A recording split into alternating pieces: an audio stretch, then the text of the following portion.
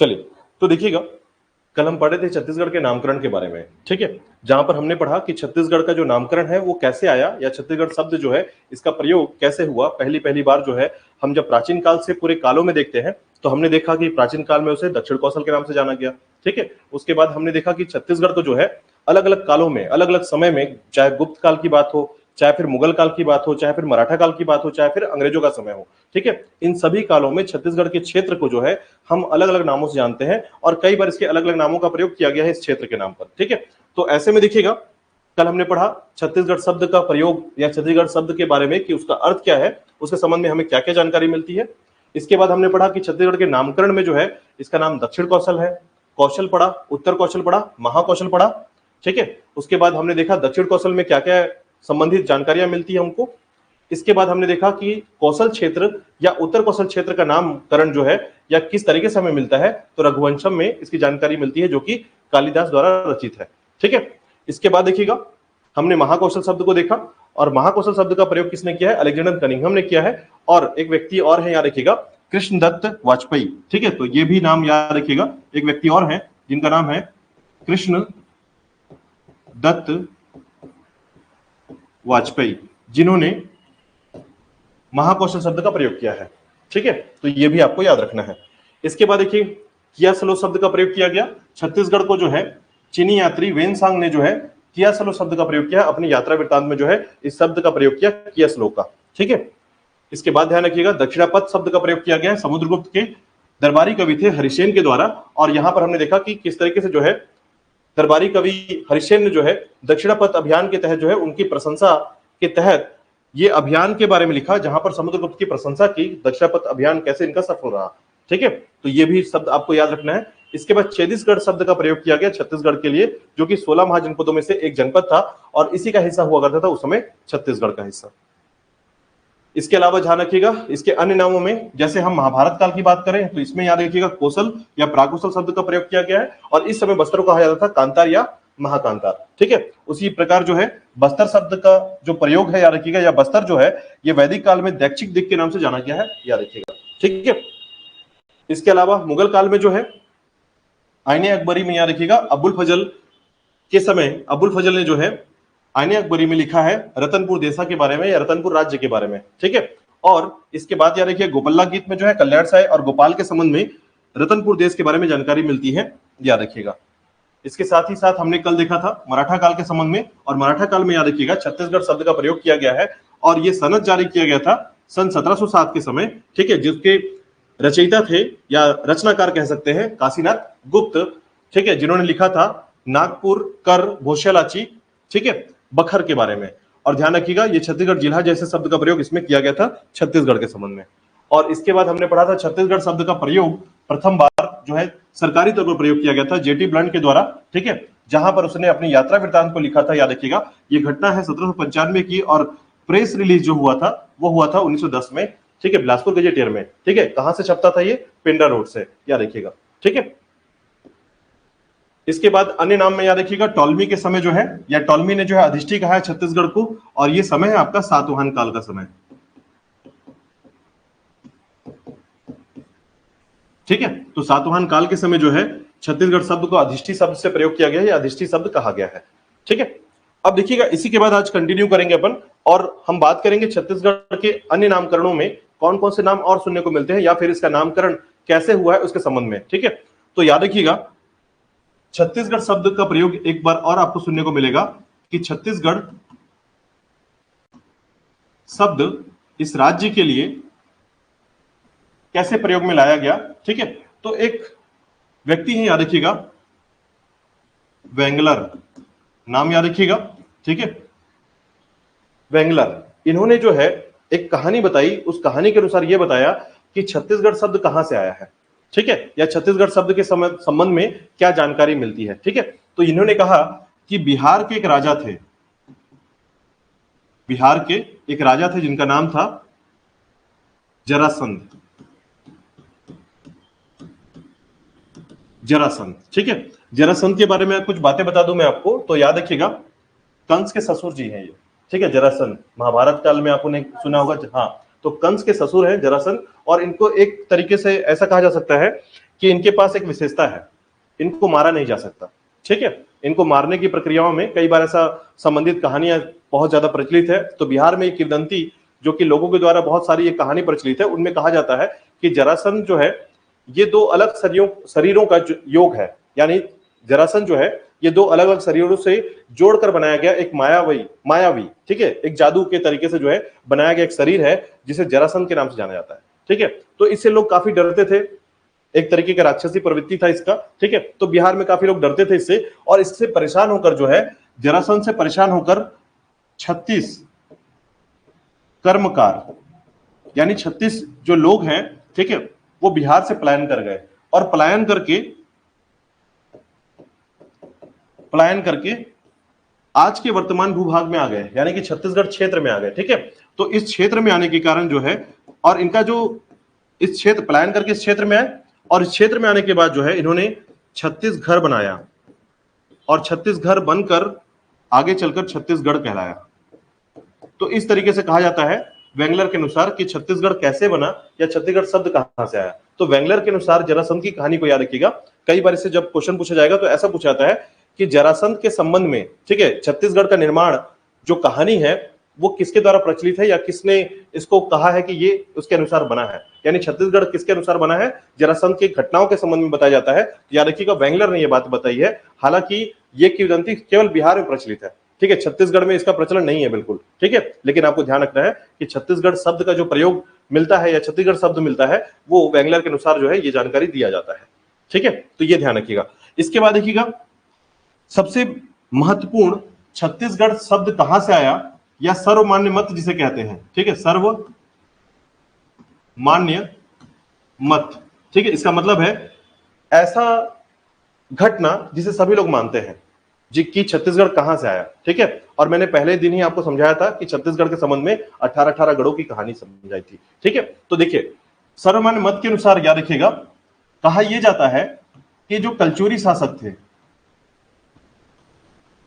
जिनका नाम था कल्याण सै,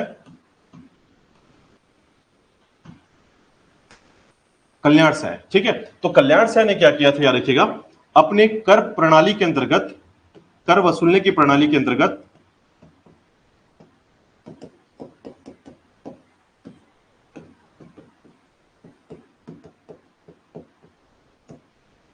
एक तरीका, ठीक है, एक तरीका जिसे जमाबंदी प्रणाली कहा जाता है, जमाबंदी प्रणाली, ध्यान रखिएगा, यह एक भू राजस्व प्रणाली है या भू राजस्व कर प्रणाली है, भू राजस्व कर प्रणाली।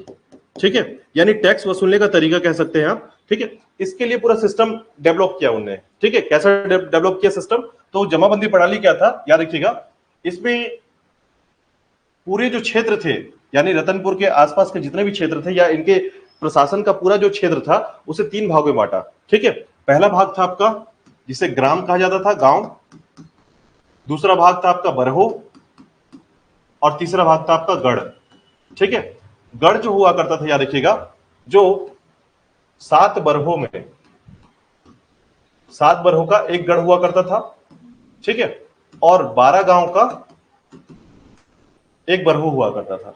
ठीक है, याद रखिएगा, एक गांव में एक ग्राम, ठीक है, और 12 गांव का एक बरहो, इसका नाम भी है बरहो 12, है ना।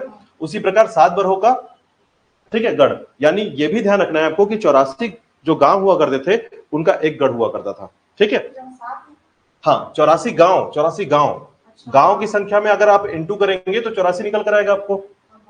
ठीक है, तो याद रखिएगा, यानी ऐसे में 84 गांव का जो एक गढ़ हुआ करता था इसका मुखिया होता था दीवान, दीवान जो है इसका मुखिया हुआ करता था, और सभी क्षेत्र से कर वसूल करके जो है कल्याण सै तक पहुंचाता था। ठीक है, और इस तरीके से जो है गढ़ों की संख्या जो हुआ करती थी याद रखिएगा वो 36 हुआ करती थी।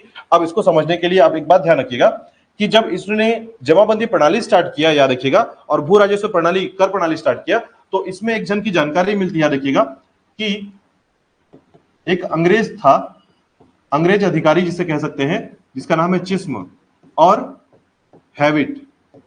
ठीक है, चिस्म और हैविट ने क्या किया था, इसने जब मराठा शासन समाप्त हुआ, ठीक है, और उसके बाद फिर अंग्रेजों का शासन आया, अंग्रेजी शासन ने क्या किया, कलचुरियों के द्वारा, ठीक है, इस भू राजस्व प्रणाली का अध्ययन किया, स्टडी किया, और अध्ययन करने के बाद इसे पता चला कि यह जो है एक कर प्रणाली है और इस कर प्रणाली को कैसे बनाया गया था, तो इसे बहुत बेहतर लगा कि कर इस प्रकार से वसूलना बहुत बेहतर तरीका है और इससे किसी को कोई दिक्कत नहीं होगा।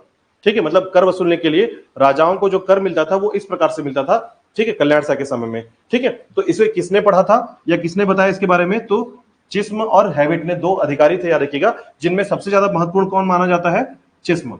ठीक है, अब इसने कर प्रणाली को बताया, तो जब इसने बताया कि कैसे ये बटा हुआ था, तो ऐसा कहा गया कि शिवनाथ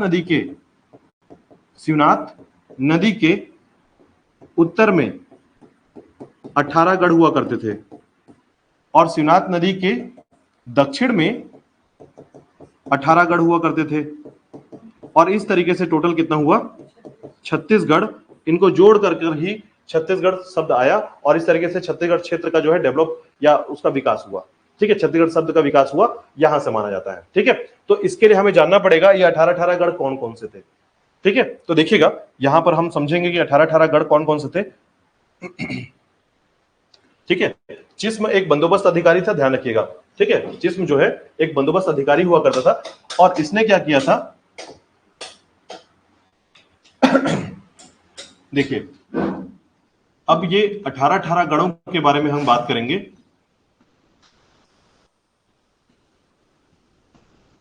छत्तीसगढ़ के 18 गढ़। ठीक है, तो चिस्म जो था याद रखिएगा वो क्या था, बंदोबस्त अधिकारी हुआ करता था। अंग्रेजों के समय में वो बंदोबस्त अधिकारी था। ठीक है, तो बंदोबस्त अधिकारियों का काम होता था कि किस तरीके से कर वसूलना है, उसका भू राजस्व रिकॉर्ड कैसे होना चाहिए, तो उसके लिए उसने अध्ययन किया था। ठीक है, और तब उसने अध्ययन करके ये जानकारी लिया कि 18 गढ़ कौन कौन से हैं। देखिए अब 18 गढ़ों को जानना है तो पहले हमें यह समझना पड़ेगा कि शिवनाथ नदी का उत्तरी क्षेत्र कौन सा है और दक्षिणी क्षेत्र कौन सा है। ठीक है, तो देखेंगे हम लोग यहां पर, यह हमारा मैप है छत्तीसगढ़ का, और इसके अंतर्गत देखिएगा छत्तीसगढ़ के इस क्षेत्र के अंतर्गत अगर हम देखें तो ऐसे समझिएगा कि ये मानपुर मोहिला क्षेत्र है और मानपुर मोहिला क्षेत्र के पास जो है यहां पर एक क्षेत्र है जिसे बोलते हैं गढ़चिरौली, महाराष्ट्र में आता है, याद रखिएगा। ठीक है, और महाराष्ट्र से एक नदी निकलती है और ये नदी जो है निकलकर मानपुर मोहिला, राजनांदगांव, दुर्ग, बेमेतरा, मुंगेली, बिलासपुर, बलौदा बाजार और जांजगीर चांपा में जाकर शिवनाथ जो शिवरी नारायण क्षेत्र है यहां पर समाप्त हो जाती है। ठीक है, तो इस तरीके से जो है आपका नदी है और ये नदी जो है 18 गढ़ों में छत्तीसगढ़ को बांट रही है। इस तरीके से हम पढ़ने का प्रयास करेंगे। तो देखिएगा 18 गढ़ कौन कौन से थे, तो उत्तर के क्षेत्र में आपका बिलासपुर हो गया, कोरबा हो गया, जांजगीर चांपा हो गया। ठीक है, आपका गोरिल्ला पिंडा मरवाही हो गया।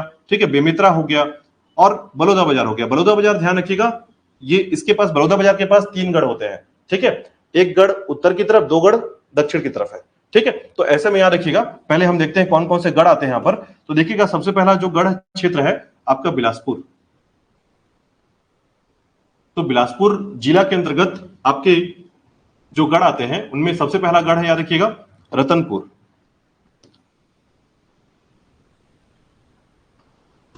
रतनपुर। दूसरा है, याद रखिएगा, पंडरभट्टा। ठीक है, रतनपुर, पंडरभट्टा। इसके बाद विजयगढ़।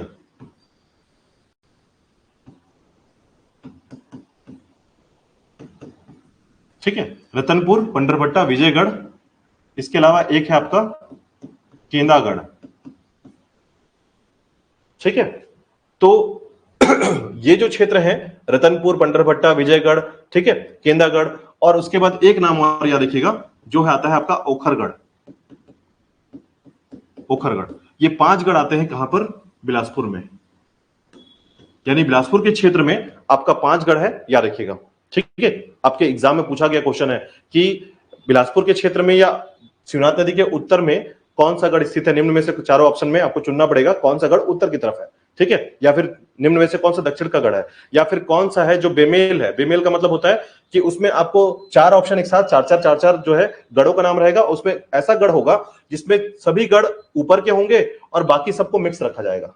ठीक है, यानी उत्तर और दक्षिण को मिक्स कर दिया जाएगा। बस आपको अलग करना है, पहचानना है कि इसमें चारों के चारों गढ़ कौन से हैं, उत्तर वाले होने चाहिए। ठीक है, तो इस प्रकार से जो बेमेल वाले चीजें होती हैं या फिर छाटने के लिए होता है, इस प्रकार के क्वेश्चन इसमें पूछे गए हैं। ठीक है, इवन पीएससी लेवल पर क्वेश्चन आते हैं इससे। ठीक है, तो ध्यान रखिएगा।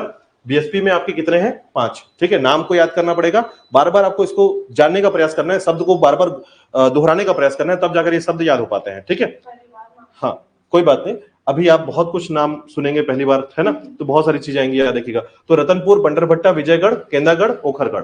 ठीक है, इसके बाद ध्यान रखिएगा, ये है जीपीएम का क्षेत्र यानी गोरेला पेंडा मरवाही। ठीक है, और यहां पर आता है आपका कंडरी, एक गढ़ आता है कंडरी।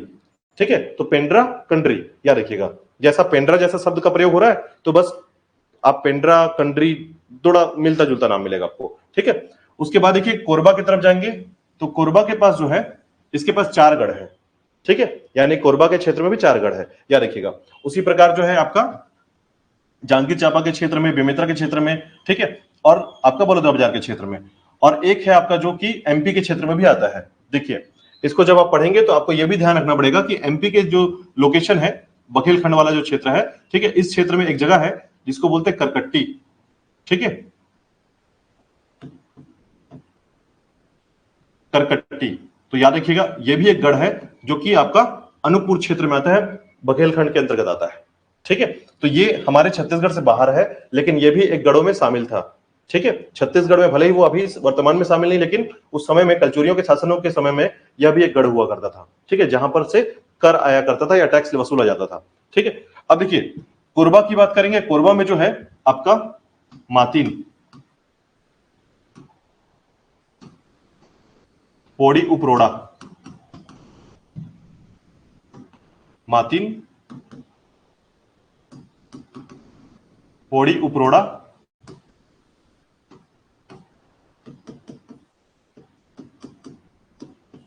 लाफागढ़।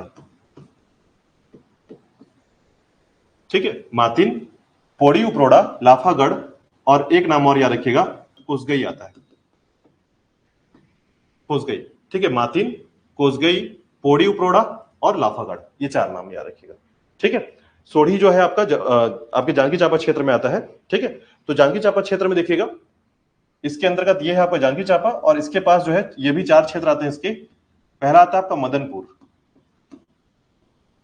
मदनपुर, दूसरा आता है आपका सोढ़ीगढ़, तीसरा है आपका फोर्टगढ़, फोर्टगढ़। ठीक है, और चौथा है आपका खरौद। ठीक है, खरौद याद रखिएगा।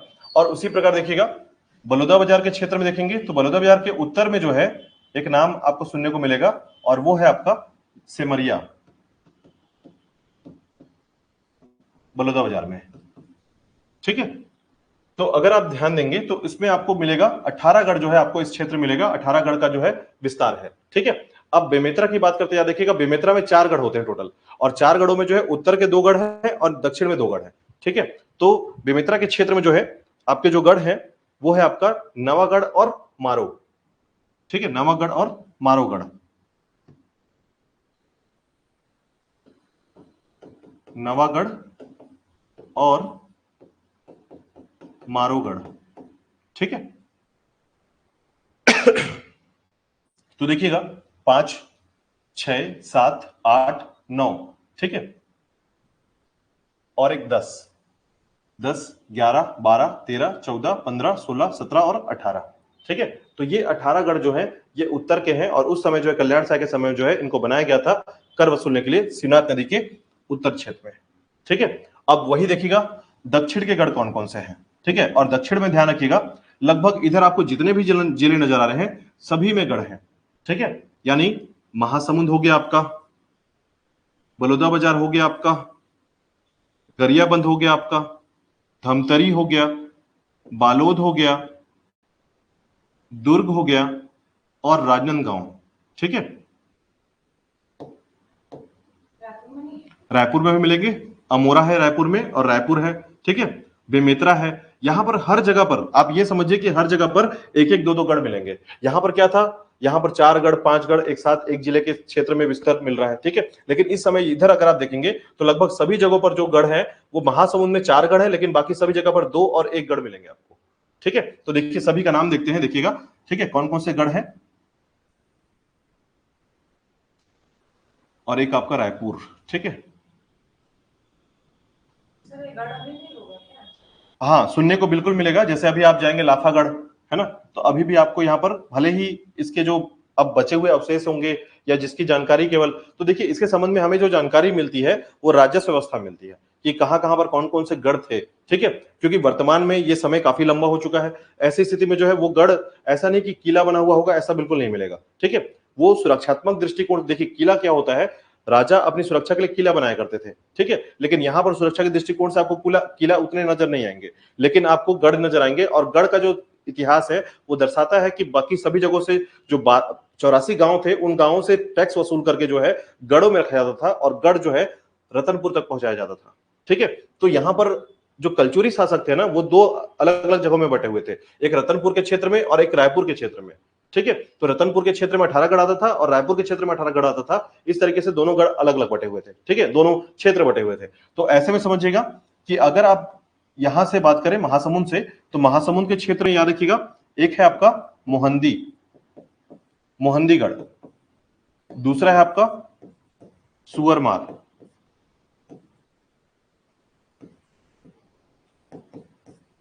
तीसरा है आपका सिरपुर। ठीक है, मोहंदी, सुअरमार, सिरपुर, और एक नाम और याद रखिएगा जो कहलाता है आपका खल्लारी क्षेत्र। खल्लारी। ठीक है, तो मोहंदी, सुअरमार, सिरपुर, खल्लारी। ठीक है, इसके बाद देखिएगा अगर बलौदा बाजार की बात करें तो बलौदा बाजार में जो है दो नाम आते हैं या दो गढ़ आते हैं, एक है लवंग और दूसरा है आपका सिमगा, लवन और सिमगा। ठीक है, रायपुर की बात करें तो रायपुर में याद रखिएगा यहां पर आता है रायपुर और दूसरा अमोरा, अमोरा। ठीक है, रायपुर और अमोरा। ठीक है, गरियाबंद की बात करें याद रखिएगा तो यहां पर है आपका गरियाबंद क्षेत्र में एक है राजिम और एक है आपका फिंगेश्वर, फिंगेश्वर। ठीक है, धमतरी में याद रखिएगा, धमतरी में एक गढ़ सुनने को मिलेगा, वो है टेंगनागढ़, टेंगनागढ़। ठीक है, बालोद की बात करें तो बालोद में याद रखिएगा एक गढ़ आता है, वो है आपका अकलवाड़ा। दुर्ग की बात करें तो दुर्ग में आता है याद रखिएगा जिसे कहते हैं दुर्ग, और एक होता है पाटन।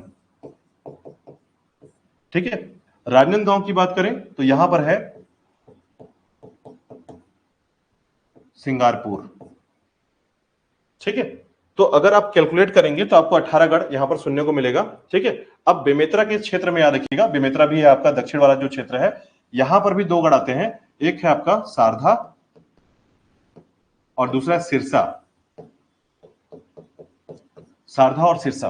ठीक है, तो इस तरीके से आपके 18 गढ़ होंगे, याद रखिएगा। एक बार कैलकुलेट करते हैं, 1 2 3 4 5 6 7 8 9 10 11 12 13 14 15 16 17। ठीक है, अब एक नाम और याद रखिएगा। हाँ, एक नाम के लिए एक बात जरूर ध्यान रखिएगा कि इसमें एक नाम जो है अज्ञात है। अज्ञात किसे बोलते हैं? जिसके बारे में जानकारी नहीं मिलती है, दक्षिण में ही कहीं पर है बट इसकी जानकारी नहीं मिलती। ठीक है, और इसे कहते हैं सिंगारगढ़, सिंगारगढ़। ठीक है, तो एक आपका सिंगारपुर है और एक आपका सिंगारगढ़ है, ध्यान रखिएगा। जिसकी जानकारी कहां पर है ये, इसके बारे में अभी तक इतिहास में बस पता चला है कि ये है, बट कहां पर ये सिचुएटेड था, कहां पर लोकेटेड था, इसकी जानकारी नहीं मिल पाई है। ठीक है, तो आपको याद रखना है ये सारे 18 गढ़ जो है कहां कहां पर है, ये आपको ध्यान रखना है। तो देखिए अगर आप ध्यान देंगे तो छत्तीसगढ़ का मूल जो स्वरूप है, उस स्वरूप में आपको इस क्षेत्र में, ठीक है, इतने में 18 गढ़ बटे हुए थे। ठीक है, तो रतनपुर के शासक जो है कल्याण सेन ने इस तरीके से 18 गढ़ों में चीजों को बांटा था और इस तरीके से छत्तीसगढ़ का विकास हुआ। छत्तीसगढ़ जो है शब्द नए होकर आया यहाँ पर 18 गढ़। हाँ, ये नदी के जस्ट उत्तर वाला, ठीक है, और नदी के जस्ट दक्षिण वाला 18 गढ़, याद रखिएगा। ठीक है, तो इस तरीके से आपको 18 गढ़ याद रखना है। ये टेक्निक को, इसको मैं बोलूंगा कि टेक्निक के बजाय ना इसको याद रखने का प्रयास चाहिए, क्योंकि टेक्निक को फिर से याद रखने के लिए टेक्निक चाहिए। अगर मान लीजिए टेक्निक हम भूल गए तो फिर 18 गढ़ निकल जाएंगे। ठीक है, इसको ऐसे याद कर सकते हैं। देखिए सभी क्षेत्र में ना, अभी आप इसको आगे जैसे जैसे पढ़ते चले जाएंगे तो पूरे छत्तीसगढ़ के जो छोटे छोटे क्षेत्र हैं उनका नाम आपको प्रॉपर याद रखना पड़ेगा कि कौन सा क्षेत्र कहां पर है। ठीक है, अभी जैसे आगे पढ़ेंगे आप तो मैं आपको बताऊंगा कि छत्तीसगढ़ में जो है 146 विकास खंड है। ठीक है, 146 विकास खंड है। ठीक है, डेवलपमेंट ब्लॉक जिसे कहते हैं हम लोग। और उस डेवलपमेंट ब्लॉक के अंतर्गत जो है आपके 85 विकास खंड जो है स्केड्यूल एरिया वाले आते हैं, यानी कि आदिवासी क्षेत्र के आते हैं। ठीक है, तो जब हम 146 पूरे के पूरे चीजों को पढ़ेंगे तो उनमें से कई नाम इसको सुनने को मिलेगा वापस। तो बार बार इन नामों को बार बार जब रिवर्स में आप पढ़ेंगे तो आपको ये नाम याद होने लगेगा। ठीक है, हाँ, हालांकि जैसे पंडरभट्टा, विजयगढ़, केंदागढ़, ओखरगढ़, ये नाम सुनने को नहीं मिलेगा, क्योंकि बिलासपुर के ये सभी क्षेत्र जो है ना अलग अलग जगह पर सिचुएटेड है और ये ग्रामीण क्षेत्र में सिचुएटेड है, ग्रामीण क्षेत्र में आता है। नहीं, बिल्कुल इसको ऐसे याद करना है आपको कि कौन सा जो गढ़ है 18 गढ़ों में वो कैसे कैसे जुड़ा हुआ है, किससे किससे जुड़ा हुआ है। ठीक है, क्योंकि इसके क्वेश्चंस का तरीका किसी प्रकार का भी हो सकता है। ठीक है, तो इसके लिए आपको ये सभी नाम प्रॉपर तरीके से याद रखना होगा कि कौन से जिले में कौन सा गढ़ है। ठीक है, तो पहले जिला अगर आपको याद हो गया तो ये अच्छी बात है, फिर उसके बाद उसको जोड़कर ये ध्यान रखना है कि गोरिल्ला पेंड्रा बरवाही के क्षेत्र में कंडरी आता है। ठीक है, आपके बघेलखंड के क्षेत्र में एमपी में आता है करकट्टी आता है, बिलासपुर के क्षेत्र में 5 गढ़ आते हैं। बस आपके दिमाग में ये बात होनी चाहिए कि कहां कहां पर कितने गढ़ हैं, पहले तो कैलकुलेट करके निकालिए कि कितने जिले में कितने गढ़ हैं। ठीक है, यानी बेमेतरा को पूछा जाएगा तो बेमेतरा में 4 गढ़ होते हैं टोटल। ठीक है, 2 गढ़ उत्तर की तरफ, 2 गढ़ दक्षिण की तरफ, तो ये याद होगा तो अपने आप याद होने लगेगा। ठीक है, इसके लिए हमको बस प्रैक्टिस की जरूरत है, याद रखिएगा, रिविजन चाहिए। ठीक है, चलिए अब देखिए इसी के बाद देखिएगा, तो यहां पर सर्वमान्य मत आपको समझ में आ गया होगा कि 18 गढ़ जो है किस प्रकार से विस्तृत है और इस तरीके से हमारे छत्तीसगढ़ जो है हमारे सामने आता है। ठीक है, अब यहीं से हमारे सामने एक और क्वेश्चन आता है कि छत्तीसगढ़ शब्द का प्रयोग कैसे हुआ है। छत्तीसगढ़ शब्द का प्रथम प्रयोग, यानी पहली बार छत्तीसगढ़ शब्द का प्रयोग साहित्य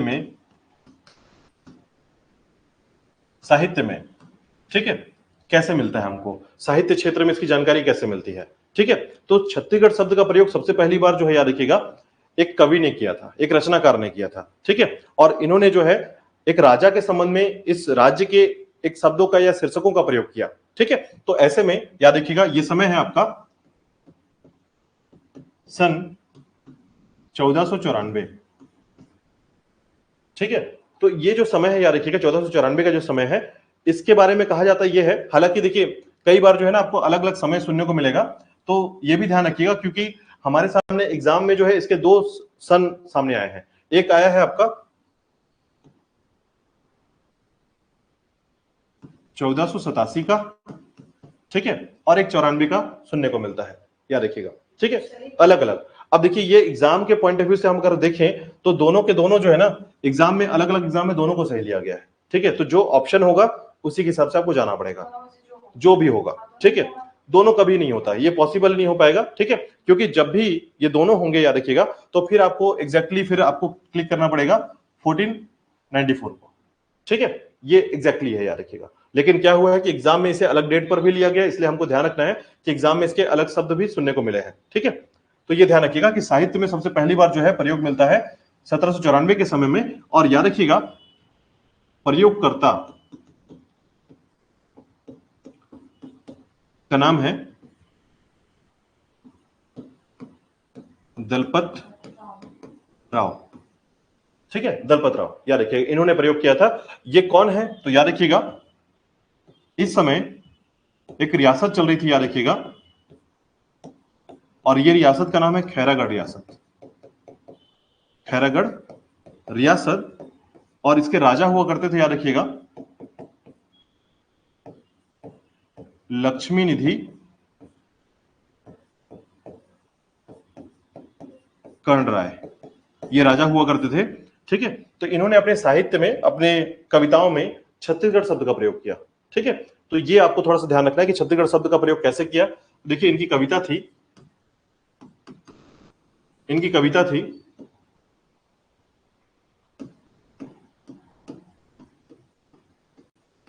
लक्ष्मी निधि राय सुनो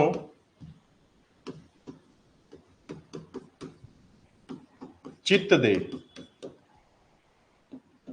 गढ़ 36 में ना गड़ैया रही। ठीक है, तो ये शब्द आपको दिख रहा है यहां पर पहली बार प्रयोग हुआ है।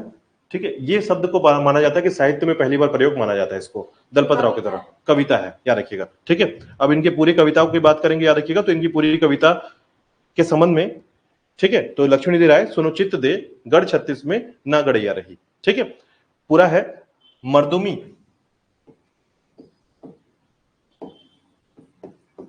रही मर्दन के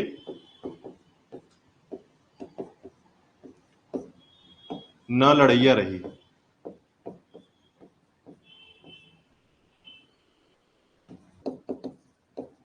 हिम्मत से लड़ैया रही, ऐसा।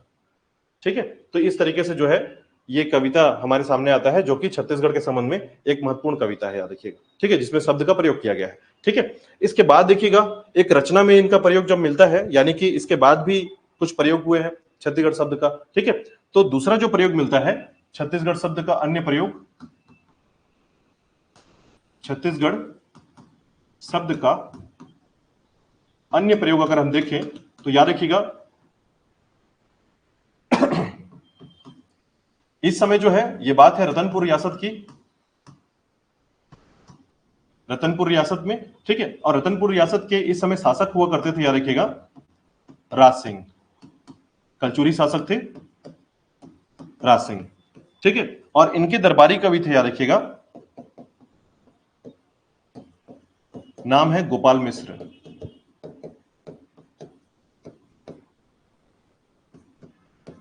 गोपाल मिश्र। ठीक है, इन्होंने जो है ना, गोपाल मिश्र ने एक रचना लिखी है, याद रखिएगा। इनका एक रचना है जिसे कहा जाता है खूब तमाशा, और इसमें इन्होंने छत्तीसगढ़ शब्द का प्रयोग किया है, याद रखिएगा, खूब तमाशा में। ठीक है, तो खूब तमाशा में इनका प्रयोग जो मिलता है वो इस संबंध में मिलता है कि छत्तीसगढ़ शब्द का प्रयोग किया गया है इस समय में। ठीक है, जैसे कि खूब तमाशा की रचना किसने की है। ठीक है, या फिर पूछा जाएगा गोपाल मिश्र किसके दरबारी कवि थे। ठीक है, इस तरीके के क्वेश्चन होंगे इसमें। मतलब छत्तीसगढ़ शब्द का प्रयोग तो पूछा ही जा सकता है, ये तो कॉमन सी बात हो गई। हाँ, छत्तीसगढ़ शब्द का जो है प्रयोग किया गया, जो कि लिखा गया था खूब तमाशा में। ठीक है, खूब तमाशा में से लिखा गया है, याद रखिएगा, यही आपको थोड़ा सा ध्यान रखना है। अब इसके संबंध में एक और भी महत्वपूर्ण बात आती है, जब इससे संबंधित क्वेश्चन पूछा जाता है ना कि खूब तमाशा के संबंध में क्या जानकारी मिलना चाहिए, है ना, तो ये कहा जाता है कि गोपाल मिश्र ने ये जो रचना की थी, ठीक है, ये जो संबंधित रचना है वो 1689 में किया था। तो खूब तमाशा की रचना कब हुई है, ये भी क्वेश्चन हो सकता है। ठीक है, तो क्वेश्चंस का जो तरीका है बस उसको ध्यान रखना है आपको, कि साहित्य के तरीके से जो है इसका उल्लेख किया गया। ठीक है, इस समय में। अब देखिएगा इसके अलावा जो है एक रचना और मिलती है, लेकिन इससे पहले आप थोड़ा सा ध्यान रखेंगे कि गोपाल मिश्र ने जो रचना किया है उसकी जो कविता है वो कौन सी है, वो कविता मैं आपको बताता हूं। ठीक है, इस समय में कौन सी कविता इन्होंने लिखी थी। ठीक है, जिसमें लिखा था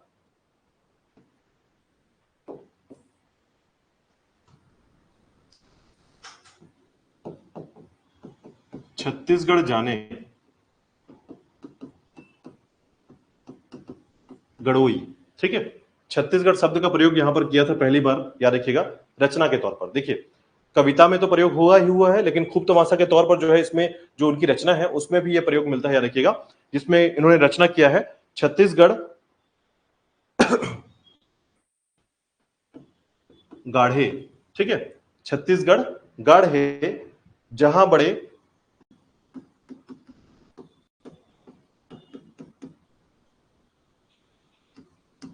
गड़ोई जाने। ठीक है, छत्तीसगढ़ गाढ़े जहां बड़े गड़ोई जाने, सेवा स्वामीन को कहे, सेवा स्वामीन को रहे,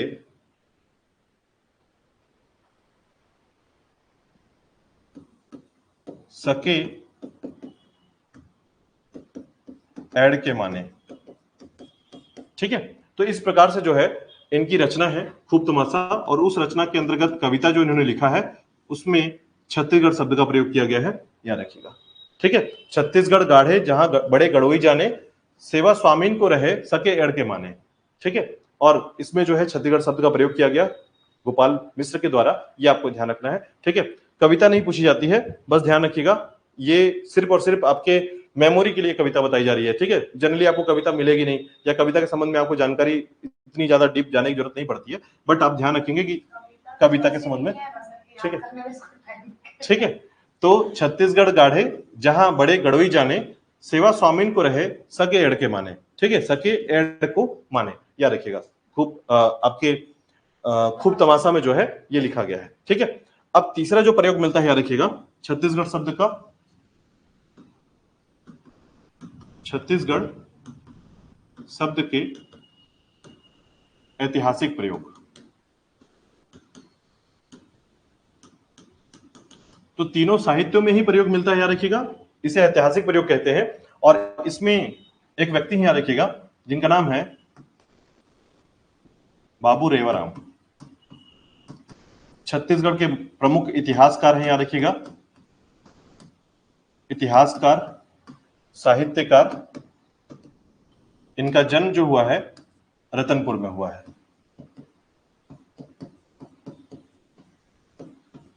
ये कलचुरियों से बहुत ज्यादा प्रभावित थे, या फिर अधिकांश ये कहा जा सकता है कि इनका जो पूरा लिखने का जो अधिकांश जो तत्व रहा है, ठीक है, या फिर जो शीर्षक रहा है, वो कलचुरियों पर बहुत रहा है, कलचुरी शासकों पर, ठीक है। तो इन्होंने जो है अपनी रचना में, जिसका नाम है विक्रम विलास,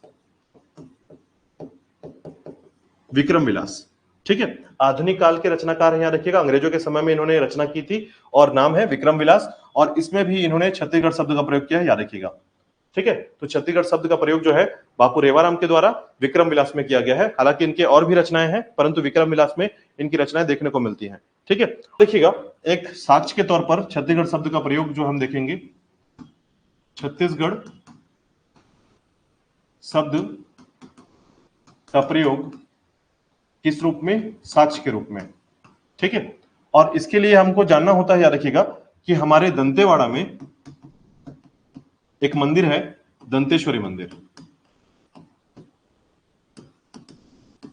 इसके प्रांगण में जो है एक अभिलेख रखा गया है, याद रखिएगा, शिलालेख है, ठीक है। प्रांगण में एक क्षेत्र है इनका, और वहां पर एक शिलालेख प्राप्त हुआ है, जिसे दंतेश्वरी शिलालेख के नाम से जानते हैं, या दंतेवाड़ा शिलालेख के नाम से जानते हैं, ठीक है। इनके प्रांगण में एक शिलालेख, याद रखिएगा, एक स्टोन है जिसमें पूरी तरीके से जो है छत्तीसगढ़ी भाषा में लिखा हुआ अभिलेख मिलता है, ठीक है। और ये कहा जाता है, याद रखिएगा, कि ये जो अभिलेख है, ठीक है, किसके अनुसार? याद रखिएगा, रमेंद्रनाथ मिश्र के अनुसार, रमेंद्रनाथ मिश्र के अनुसार ये कहा गया कि ये जो शिलालेख लिखा गया है, ये 1702 के समय लिखा गया है, ठीक है। लेकिन जबकि कई बार ऐसा कहा जाता है कि ये तीसरी शताब्दी का शिलालेख है, यानी तीसरी शताब्दी से इसकी जानकारी मिलती है। लेकिन रमेंद्रनाथ मिश्र ने क्या कहा है? 1702 का शिलालेख है। और इसे किसने लिखा है? तो याद रखिएगा, जो अन्नम काकतीय वंश के शासक थे, काकतीय वंश के शासक के गुरु, ठीक है, जिनका नाम है मैथिली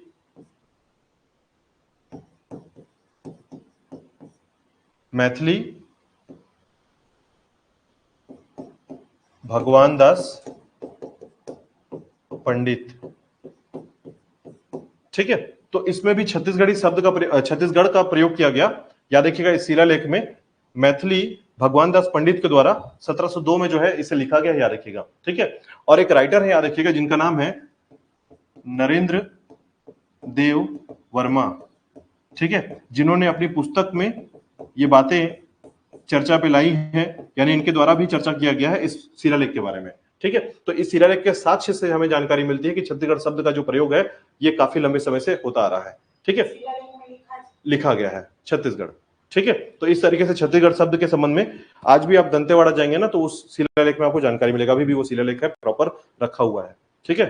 तो ये इसकी जानकारी मिलती है, देखिएगा, ये आपको याद रखना है, ठीक है। तो छत्तीसगढ़ के संबंध में हमने जो भी टॉपिक पढ़ा है, याद रखिएगा, ये सारे टॉपिक जो है ये कंप्लीट टॉपिक हैं, जिसमें छत्तीसगढ़ के संबंध में सारे टॉपिक को हम इतना कवर करते हैं, ठीक है। अब इसके अलावा जो है छत्तीसगढ़ के मुख्य अभिलेखों की बात की जाती है। कौन कौन से अभिलेख है जिसमें छत्तीसगढ़ शब्द का प्रयोग किया गया है, या छत्तीसगढ़ के संबंध में इस क्षेत्र का, जैसे हमने पढ़ा कि इसे कौशल क्षेत्र कहा गया है, ठीक है, उत्तर कौशल कहा गया, या दक्षिण कौशल कहा गया, महाकौशल कहा गया। तो हमें किस अभिलेख से इसकी जानकारी मिलती है, ठीक है। तो हमें कुछ अभिलेख हैं, याद रखिएगा, जिनमें इसकी जानकारी मिलती है। हाँ, नामकरण से अलग हटकर अभिलेखों के बारे में ध्यान रखते हैं। देखिएगा कि हाँ, जो हम पढ़े हैं वो नामकरण के अंतर्गत आता है। ठीक है, अब अभिलेखों में हमको 4 से 5 अभिलेख याद रखना है जिनमें छत्तीसगढ़ का संबंध बताया गया है कि छत्तीसगढ़ जो क्षेत्र है इसे कौशल के नाम से जाना गया, तो किस अभिलेख में इसकी जानकारी मिलती है। ठीक है, तो केवल हमको ध्यान रखना है कि किस किस अभिलेख में कौशल शब्द का प्रयोग किया गया है या फिर छत्तीसगढ़ के क्षेत्र का प्रयोग किया गया है। ठीक है, अभिलेख का मतलब नहीं, देखिए इसको समझिएगा, अभिलेख का मतलब होता है कि ऐसे प्राचीन इंस्क्रिप्शन या ऐसे साक्ष्य जिसमें राजा महाराजा क्या करते थे, अपनी पुरानी जो जानकारी है वो लिख कर रखते थे। ठीक है, तो उसे हम अभिलेख कहते हैं। यानी ऐसे देखिए जो भी प्रमाण, देखिए आज के टाइम पे क्या होगा कि अगर हम पता करने जाएं कि मुगल काल में क्या हुआ था या मराठा काल में क्या हुआ था, तो हमारे पास कोई टाइम मशीन नहीं है। उनके द्वारा जो भी लिखकर रखा गया है वही हम पढ़ के आज अपने बच्चों को समझाते हैं कि बच्चा उस समय क्या हुआ था, ये घटना सारी है, क्योंकि हमारा कोई कनेक्शन वहां तक नहीं है, हम पुराने समय में प्राचीन काल में नहीं जा सकते। ठीक है, तो उस समय जो भी अभिलेख, जो भी साक्ष्य, जो भी बर्तन, जिस प्रकार के सिक्के, जिस प्रकार की इमारत, जो भी चीजें मिल रही हैं वो सभी हमारे लिए अभिलेख है। ठीक है, तो लिखा हुआ जो भी शिलालेख होगा या कास्ट अभिलेख होगा, लकड़ियों में लिखा जा सकता है, ताम्रपत्र में लिखा जा सकता है ना, उसी प्रकार आपका पत्थरों पे लिखा जा सकता है। तो इस प्रकार के अभिलेख हमें जानकारी मिलते हैं कि कौन कौन से अभिलेख उस प्राचीन काल से हमें प्राप्त हुए हैं जिसमें कोसल क्षेत्र का प्रयोग किया गया है या फिर छत्तीसगढ़ के क्षेत्र का प्रयोग किया गया है। ठीक है, तो ये ध्यान दीजिएगा कौन कौन से अभिलेख आते हैं। देखिएगा इसके अंतर्गत जो है कुछ अभिलेख हैं, जैसे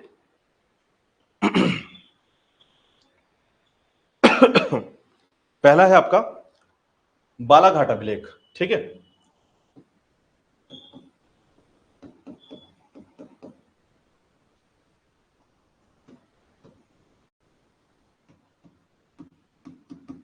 बालाघाट अभिलेख। दूसरा है आपका अडभार अभिलेख।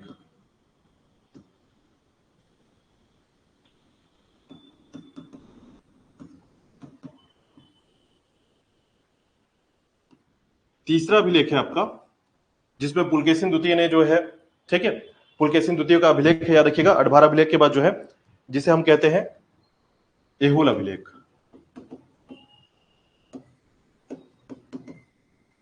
एहोल अभिलेख, तो ये एहोल, ठीक है, एहोल अभिलेख चालुक्य वंश का अभिलेख है, याद रखिएगा। चालुक्य वंश के बारे में इसकी जानकारी मिलती है। ठीक है, इसी के संबंध में याद रखिएगा कि जब हम इस अभिलेखों की बात करते हैं तो इसमें सबसे महत्वपूर्ण बातें क्या आती है कि अभिलेख के संबंध में कि जितने भी अभिलेख हैं उसमें क्या क्या जानकारी मिलती है, मतलब जानकारी के संबंध में इन अभिलेखों को देखा जाता है। ठीक है, तो याद रखिएगा एहोल अभिलेख हो गया, अडभार अभिलेख हो गया। ठीक है, और एक आपको और नाम याद रखना है, प्रयाग प्रशस्ति का नाम याद रखिएगा। हालांकि इसके बारे में मैंने पहले भी बताया था आपको, प्रयाग प्रशस्ति का नाम।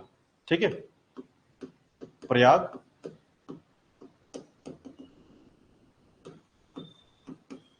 प्रशस्ति अभिलेख। ठीक है, ये टोटल 4 अभिलेख हैं जिनमें छत्तीसगढ़ के क्षेत्र की जानकारी मिलती है। तो सबसे पहले अभिलेख देखिएगा बालाघाट अभिलेख। ठीक है, इसमें याद रखिएगा ये वाकाटक नरेश पृथ्वीसेन द्वितीय का अभिलेख है।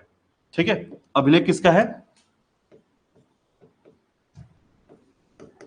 वाकाटक नरेश पृथ्वीसेन द्वितीय का अभिलेख है। ठीक है, और इसमें क्या जानकारी मिलती है? इसमें जानकारी मिलता है कि हाँ, ये वाकाटक नरेश का मतलब वाकाटक जो है ये इसके वंश का नाम है और पृथ्वीसेन जो है द्वितीय इनका नाम है। ठीक है, याद रखिएगा मालवा क्षेत्र, कोसल क्षेत्र और एक आपका उत्कल क्षेत्र, इसके संबंध में जानकारी मिलती है। याद रखिएगा कि इसके अधिपति के संबंध में जानकारी मिलती है कि वाकाटक नरेश पृथ्वीसेन द्वितीय ने जो है, ठीक है, इसके अधिपति थे, 3 क्षेत्रों के जो है अधिपति कहलाते थे, इसमें कोसल शब्द का प्रयोग किया गया है। ठीक है, यही इंपॉर्टेंस है, याद रखिएगा छत्तीसगढ़ के संबंध में, क्योंकि छत्तीसगढ़ के क्षेत्र को पहले क्या कहा जाता था? कोसल क्षेत्र कहा जाता था। ठीक है, इसलिए ये अभिलेख ज्यादा इंपॉर्टेंट है हमारे लिए। ठीक है, पृथ्वीसेन द्वितीय का नाम याद रखिएगा, इनका अभिलेख का नाम है बालाघाट अभिलेख। ठीक है, वाकाटक नरेश बालाघाट अभिलेख याद रखिएगा। तो इनके संबंध में ये जानकारी मिलती है, याद रखिएगा। ठीक है, कि मैकल, कौशल और मालवा क्षेत्र के जो शासक थे, याद रखिएगा। ठीक है, इनके संबंध में कहा जाता है कि मालवा, कौशल, ठीक है, और एक नाम और याद रखिएगा, उत्कल की जगह पर मैकल याद रखिएगा, मैकल क्षेत्र। ठीक है, मैकल क्षेत्र। तो मालवा, कौशल, मैकल क्षेत्र के जो अधिपति थे, ठीक है, अधिपति का मतलब होता है शासक, अधिपति थे, तो उनके अधीन काम करता था कौन? पृथ्वीसेन द्वितीय।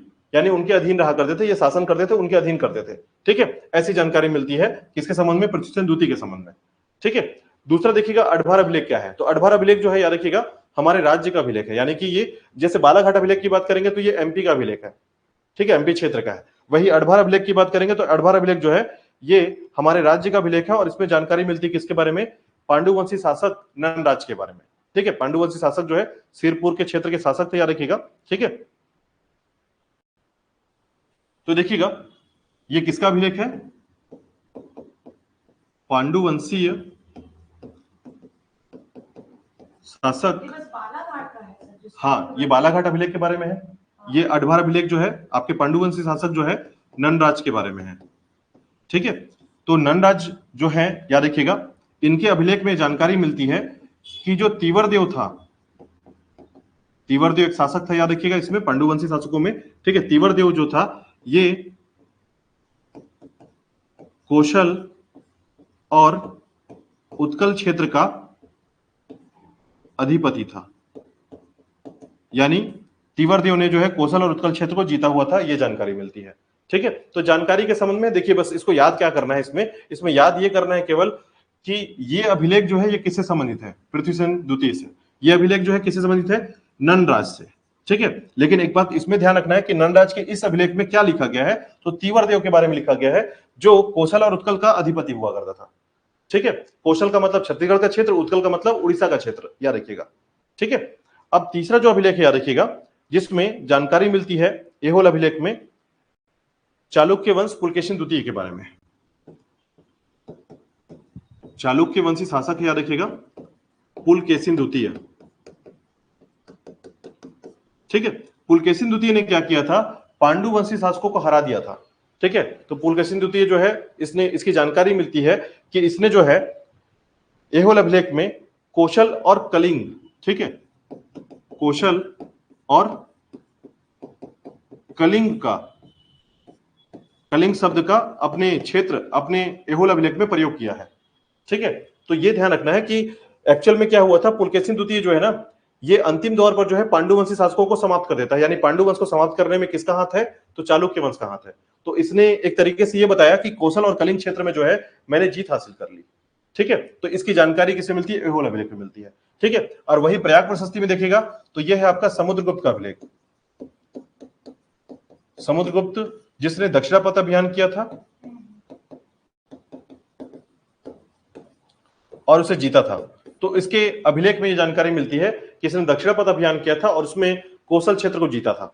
ठीक है, यानी इसके जीतने के संबंध में जानकारी मिलती है, कौशल क्षेत्र के राजाओं को हराने की जानकारी मिलती है। ठीक है, और इस समय जो है कौशल शब्द का प्रयोग किया गया है कि कौशल क्षेत्र को हराया इसने। ठीक है, और साथ ही साथ महाकांतार को भी हराया।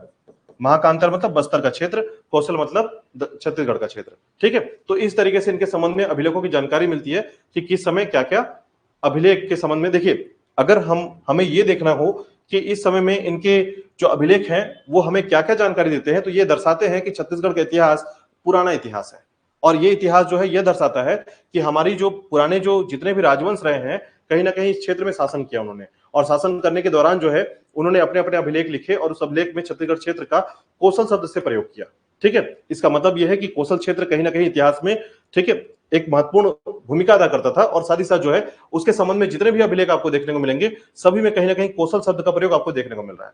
कौशल, ठीक है, कौशल क्षेत्र और कौशल क्षेत्र, इसलिए ये अभिलेख छत्तीसगढ़ के लिए बहुत मायने रखते हैं, बहुत इंपॉर्टेंट है, याद रखिएगा। ठीक है, कौशल क्षेत्र। ठीक है, चलिए, तो ये था आपका आज का पूरा टॉपिक, जिसमें हम छत्तीसगढ़ के संबंध में नामकरण को देखते हैं, उसके शब्द का प्रयोग देखते हैं, और साथ ही साथ कौन कौन से अभिलेख लिखे गए थे, ये सारे टॉपिक देखते हैं। ठीक है, तो ये आपको याद रखना है कि छत्तीसगढ़ शब्द का प्रयोग जो है जो जब किया गया उसके संबंध में कौन कौन से काल आते हैं, किस किस काल में किस किस शब्द से जाना गया है। दूसरा आपको याद रखना है कि छत्तीसगढ़ शब्द का प्रयोग कब कब हुआ है, ठीक है, साहित्य में प्रयोग कब हुआ है, ठीक है, रचना में प्रयोग कब हुआ है, ऐतिहासिक रूप से उसका प्रयोग कब किया गया है, सरकारी तौर पर उसका प्रयोग कब किया गया है। तो ये सभी लिस्ट जो है आपको ठीक से याद रखना पड़ेगा, ये सभी जो है नामकरण से संबंधित है, याद रखिएगा। और उसके बाद 18 गढ़ों वाली जो है पूरे के पूरे टॉपिक को आपको अच्छे से याद रखना है कि छत्तीसगढ़ को 18 गढ़ों में बांटा गया। ठीक है, और तब जाकर जो है छत्तीसगढ़ जो है वर्तमान समंदर में या संबंध में जो है हमें जानकारी मिलती है छत्तीसगढ़ का स्थापना का, कि छत्तीसगढ़ ही इस राज्य को क्यों कहा गया। ठीक है, तो इसके 18 गढ़ों के कारण जो है इसका नाम पड़ा छत्तीसगढ़।